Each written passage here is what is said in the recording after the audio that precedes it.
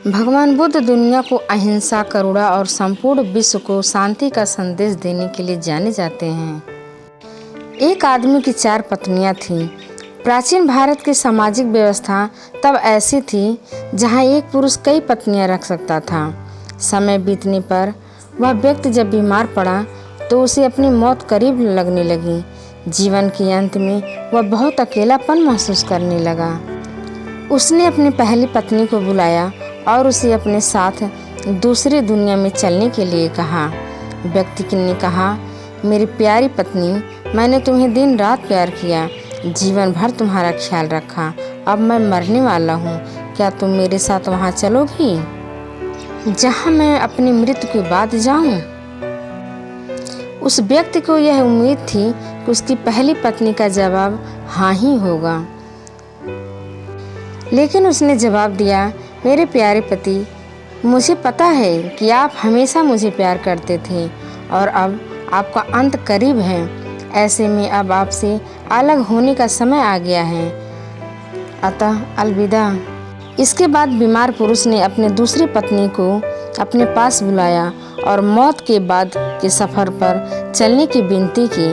उसने कहा, मेरी प्यारी पत्नी, तुम जानती हो कि मैं तुम्हें कितना प्यार किया है। कभी कभी मुझे डर लगता था कि तुम मुझे छोड़ दोगी, लेकिन मैं तुम्हें दृढ़ता से थामे रखा। मेरे प्रिय, मेरे साथ दूसरे सफ़र पर चलो। दूसरी पत्नी ने जवाब दिया, प्रिय पति, आपकी पहली पत्नी ने आपकी मृत्यु के बाद आपका साथ देने से इनकार कर दिया, तो फिर मैं भला आपके साथ कैसे जा सकती हूँ? आपने मुझे केवल अपने स्वार्थ के लिए प्यार किया है। मृत्युशैया पर लेटे पुरुष ने अपनी तीसरी पत्नी को बुलाया और उसे भी अपने साथ चलने को कहा। तीसरी पत्नी ने आंखों में आंसू भरकर उत्तर दिया, मेरे प्रिय, मुझे आप पर दया आ रही है और अपने लिए दुख हो रहा है, इसलिए मैं अंतिम समय तक आपके साथ रहूंगी। इस पर तीसरी पत्नी ने भी उनके साथ चलने से इनकार कर दिया। जब तीनों पत्नियों ने उनकी मृत्यु के बाद उनके साथ चलने से इनकार कर दिया, तब उसे याद आया कि उसकी एक और पत्नी भी है, उसकी चौथी पत्नी, जिसकी उसने ज़्यादा परवाह नहीं की थी। चौथी पत्नी के साथ उसने हमेशा एक दासी की तरह व्यवहार किया था और हमेशा उसे दुत्कारा ही था।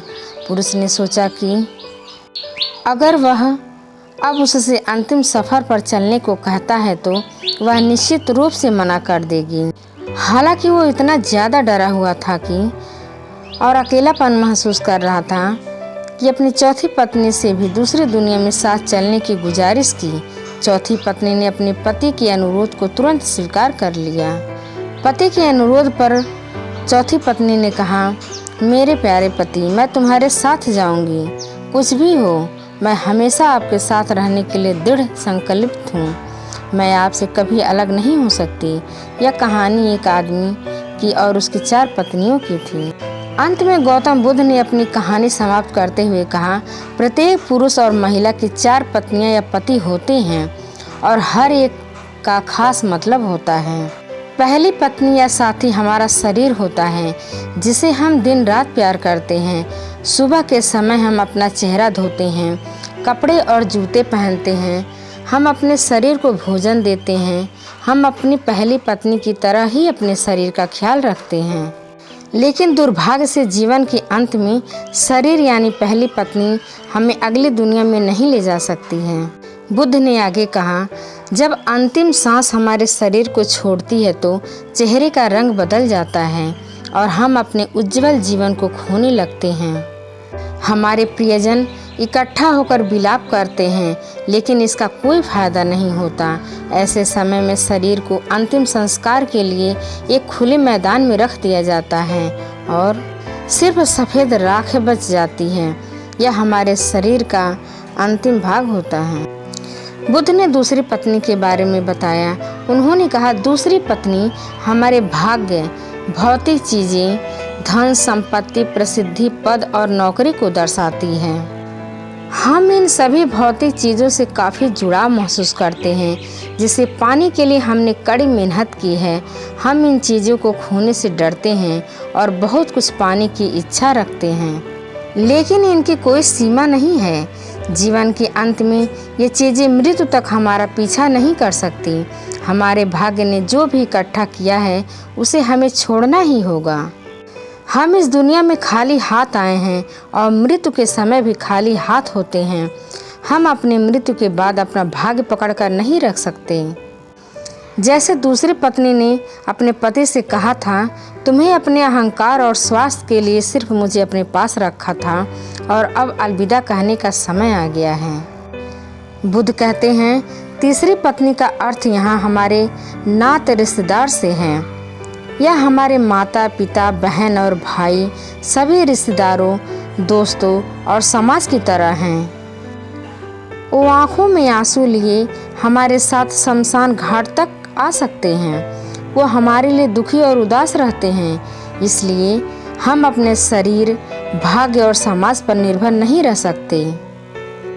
हम अकेले आते हैं और अकेले ही इस दुनिया से जाते हैं। मृत्यु के बाद कोई हमारा साथ नहीं दे सकता। बुद्ध ने आगे कहा, चौथी पत्नी हमारा मन या चेतना है। जब हम गहराई से यह पहचान जाते हैं कि हमारा मन क्रोध, लालच और असंतोष से भरा हुआ है, तो वह हम अपने जीवन को अच्छे नज़रिए से देख पाते हैं। क्रोध, लोभ और असंतोष कर्म के नियम हैं। हम अपने कर्म से कभी पीछा नहीं छुड़ा सकते। जैसा कि चौथी पत्नी ने अपने मरते हुए पति से कहा था, तुम जहाँ भी जाओगे मैं तुम्हारे पीछे चलूँगी। मृत्यु जीवन का अटल सत्य है जिसे कोई टाल नहीं सकता। किंतु हमने अक्सर सुना है, मृत्यु मात्र शरीर की होती है, आत्मा की नहीं। आत्मा नश्वर है। आत्मा मनुष्य के कर्मों जैसे लोभ, मोह, माया, ईर्ष्या, द्वेष, प्रतिकार इत्यादि की जंजीर से बंधी होती है, जिस कारण हमारा बार बार इस पृथ्वी पर जन्म होता है।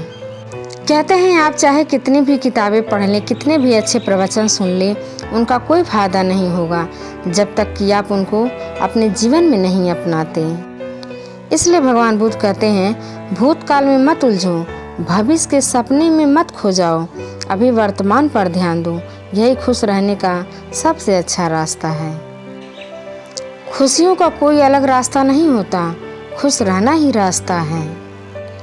अगर आप वाकई में अपने आप से प्यार करते हैं तो आप कभी भी दूसरों को दुख नहीं पहुंचा सकते। कहते हैं, प्रकृति के विधान को पूजा पाठ, हवन, यज्ञ, कर्म कांड के द्वारा नहीं बदला जा सकता।